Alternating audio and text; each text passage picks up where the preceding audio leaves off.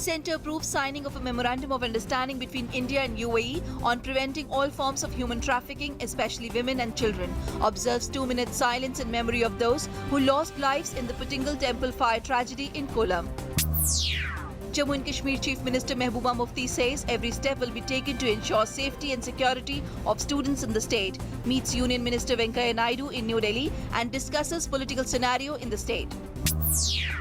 India asked its acting High Commissioner in Islamabad to seek earliest possible repatriation of mortal remains of Kirpal Singh, who died in Pakistan on 11th April in mysterious circumstances.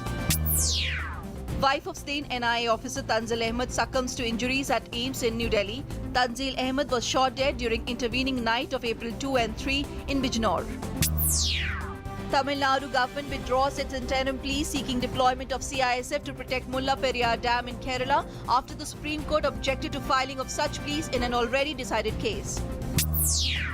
The Indian Navy honors its awardees at a naval investiture ceremony today on board the aircraft carrier INS Virat, which is berthed at the Naval Dockyard in Mumbai.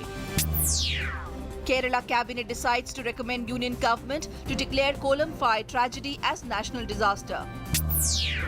Mortal remains of US soldiers who died in plane crash on Indian soil during WW2 repatriated today to US from New Delhi. A huge fire guts down one of the premier schools of Shillong City, St. Peter's High Secondary School, in the wee hours. Election Commission removes Rajiv Kumar from the post of Kolkata Police Commissioner over allegations of acting on behalf of TMC during polls process. After pressing a special train into service for carrying water to Latur, another train consisting of 50 wagons is getting ready to transport potable water to the parched area in the Marathwada region. Government set to launch major welfare initiative Gram Uday Se Bharat Uday Abhiyan on the occasion of 125th birth anniversary of Dr. B.R. Ambedkar tomorrow.